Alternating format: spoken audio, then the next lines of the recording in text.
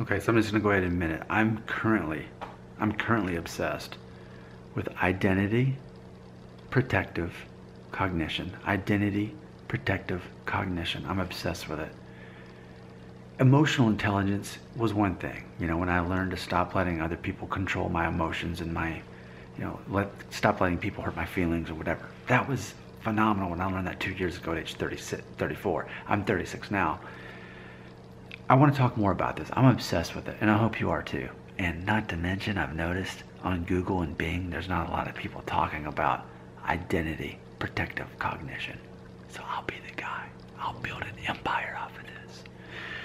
I want to talk about a concept with you now. I want you to recognize this with other people. When other people are deflective, defensive, and or emotional, let me say that again. When they're deflective, defensive, and or emotional. When you're in a conversation and all of a sudden that person becomes one of those things, back out of the conversation because you're not going to win. I made that other video talking about never tell another person they're wrong because you can't win. Even if you can prove that their theory or perception is wrong, even if factually it's wrong, if you prove that, they're going to turn on you and only reinforce their own beliefs. That's what identity protective cognition is all about. Okay, so you're surrounded by people who are this way.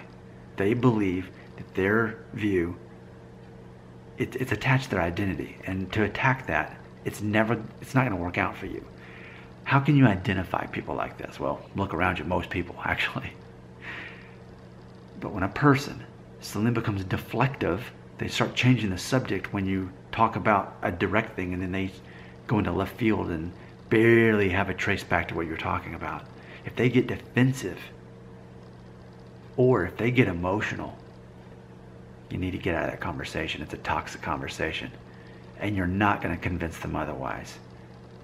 Remember, people don't respect you because you change their mind. They lose respect for you, and again, they build their walls higher, is what they do. So just think for yourself on this one.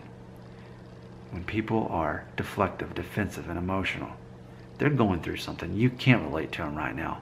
You got to just let them live through that, okay?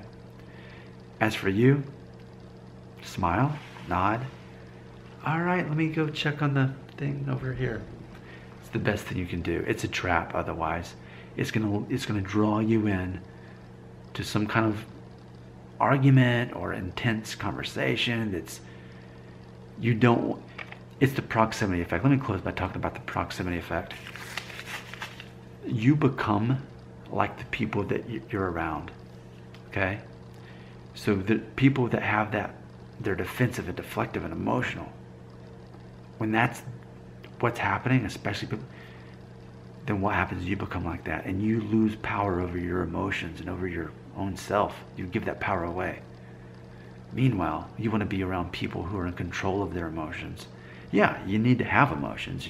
You don't need to just have up such a wall that you're a robot. But instead, when you understand your emotions and understand you may not control how you feel, but you can control how you behave and how you react when you feel a certain way. That's the part you have control over. So maybe for ourselves, we have to think, when I'm deflective, when I'm defensive, when I'm emotional, maybe there's more psychologically to that, and maybe I need to sort that out for myself. As for other people, they've got to sort that out for themselves. But often when you try to convince them of what that thing is, whatever it is they're wrong about, it's going to backfire.